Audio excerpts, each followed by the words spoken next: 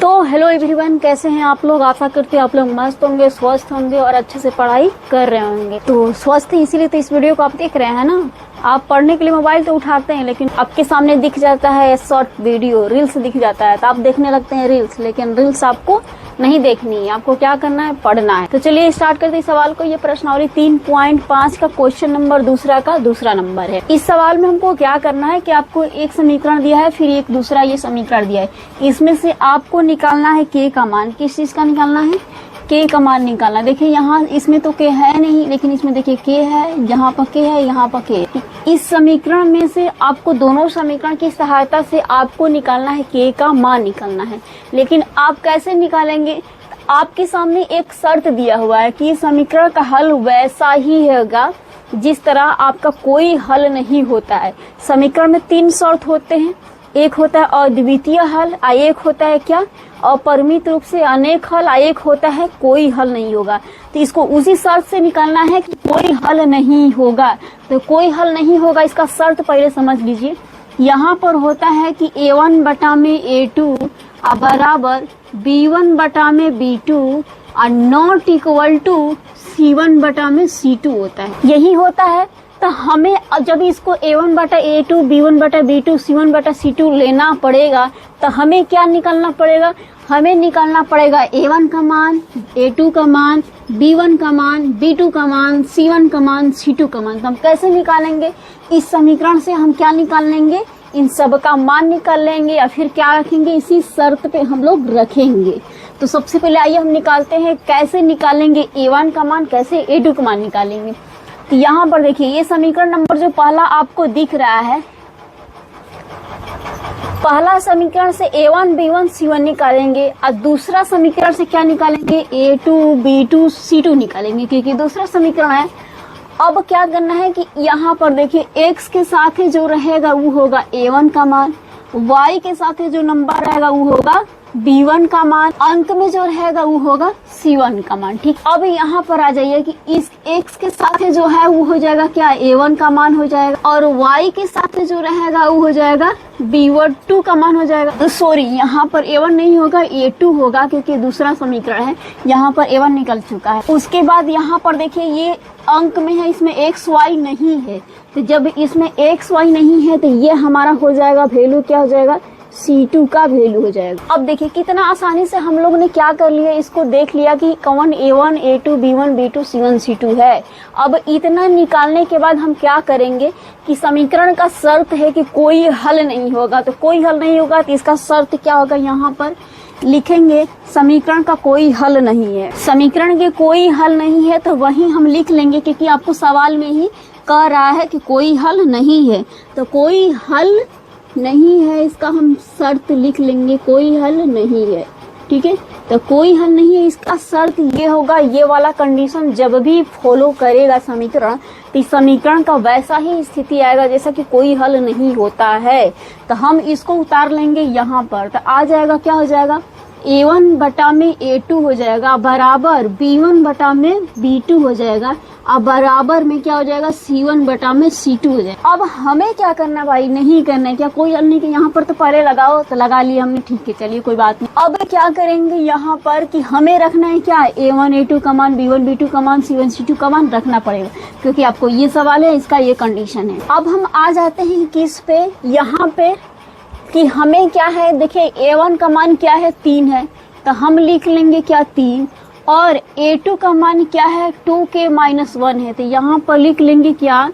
2k - 1 बराबर b1 का मान कितना है? देखिए यहाँ पर ये y है, y के साथ में कोई अंक है जी? नहीं दिख रहा है आपको, कहेंगे ना है, ना है, तो यहाँ पर समझिए कि आपको एक छिपा हुआ है। जिस तरह भूत प्रेत दिखता नहीं छिपा रहता है, वैसे ही इसके साथ एक छिपा हुआ है। अब यहाँ पर हम लेंगे, एक ले लेंगे, और उसके बाद क्या है? b2 है ना, तो b2 के लिए आज ये दूसरे समीकरण में k - 1 है, क्योंकि y को तो आप हटा लेंगे तो यही नहीं बचा k - 1। तो यहाँ पर रख देंगे क्या? k - 1 रख देंगे बराबर c2 का मान। अब देखिए c1 बटा में c2 रखना है, तो c1 का मान आ जाए यहाँ पर। देखिए आपको दिख रहा है ना c1 का मान, देखिए 1। तो यहाँ पर ले लेंगे हम क्या? 1 ले लेंगे, अब बट्टा में क्या करेंगे? C2 का मान रखना है, तो C2 का मान होगा 2k + 1 होगा।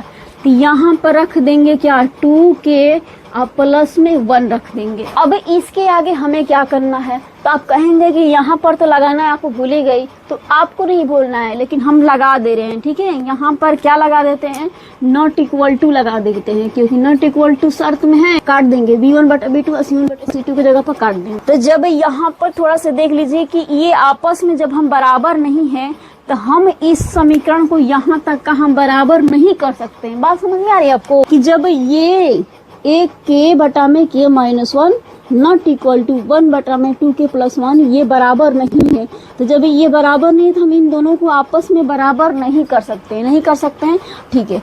आ जाइए यहाँ पर कि 3 बटा में 2k माइनस 1 बराबर में 1 बटा में k माइनस 1 है, ये दोनों आपस में बराबर है।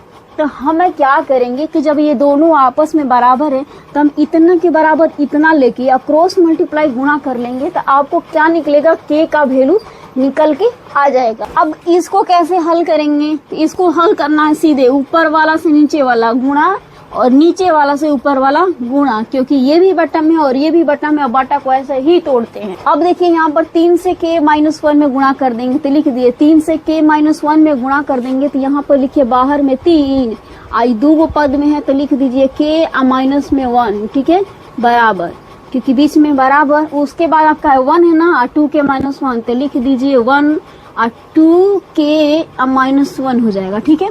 अब इसको हम क्या करेंगे, कैलकुलेट करेंगे, और क्या करना है। अब देखिए 3 में k से गुणा करेंगे तो ये हो जाएगा क्या 3k, और 3 में 1 में गुणा करेंगे तो माइनस में 3 हो जाएगा, बराबर 1 में 2 k से गुणा करेंगे 1 ही होगा, 1 में 1 से गुणा करेंगे 1 ही होगा, क्योंकि 1 से गुणा करने पर कोई चेंजिंग नहीं होता। इस बात को आपको ध्यान रखना ही नहीं कि 2 में 1 से गुणा किए 3। बहुत सारे बच्चे ऐसे कर देते हैं गलती से, लेकिन आपको नहीं करना है। तो यहाँ पर हो जाएगा 2k, 1 में गुणा होगा तो 2 नहीं 1। अब आपको इसके आगे क्या करना है, k वाले को एक साइड लेके आ जाइए और अंक वाले को एक साइड लेके आइए। कट जा रहा है, कटेगा ना कटेगा उतना आंसर हम निकाल लेंगे। तो यहाँ पर आ जाइए, क्या हो जाएगा 3k, अब माइनस में 2k हो जाएगा, ठीक। अब माइनस में 1 माइनस 3 है, तो इधर आ जाएगा, क्या हो जाएगा, प्लस में 3 हो जाएगा।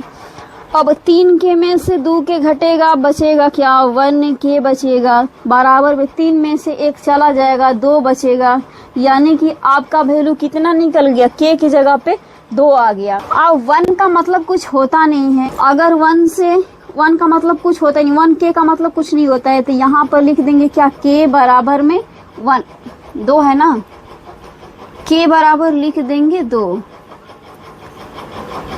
हमें यही सवाल में पूछ रहा था कि अगर कोई हल नहीं है इस समीकरण का तो आप क्या करिए कि k का मान निकाल के दिखाइए हमको। तो हमने तो निकाल के दिखा दिया, कितना बहादुरी का काम कर दिया हम लोगों ने, ठीक है, क्योंकि हमने k का मान निकाल दिया। सवाल यही बोल रहा था कि k का मान निकालिए, कब, जब कोई हल नहीं है उस कंडीशन में। ऐसा भी हो सकता है कि इसी सवाल को आपको बदल देगा कि अगर अपरिमित रूप से अनेक हल है तब निकालिए, या अद्वितीय हल है तब निकालिए। तो आपको बिल्कुल ऐसे ही हल करना है, लेकिन हमें यहाँ पर क्या करना है, जो भी देगा शर्त, यहाँ पर क्या दिया है, कोई हल नहीं तो हम कोई हल नहीं लिए, लेकिन अद्वितीय हल देगा तो हम यहाँ पर अद्वितीय हल के शर्त लेंगे। अपरिमित रूप से अनेक देगा तो हम अपरिमित रूप से अनेक हल का शर्त देंगे। आशा करती हूँ आपको मैथ का कंसेप्ट ये आपको समझ में आया होगा। अगर आपको मैथ का कंसेप्ट ये समझ में आया है तो हमारे चैनल को लाइक और सब्सक्राइब करे मत जाइएगा, क्योंकि इसी तरह के आपको मैथ के कंसेप्ट के वीडियो मिलते रहेंगे और भी बेहतरीन तरीका से मिलेंगे और बिल्कुल आसान तरीका से मिलते रहेंगे आपको। तो चलिए मिलते हैं अगले वीडियो में, तब तक के लिए राधे राधे।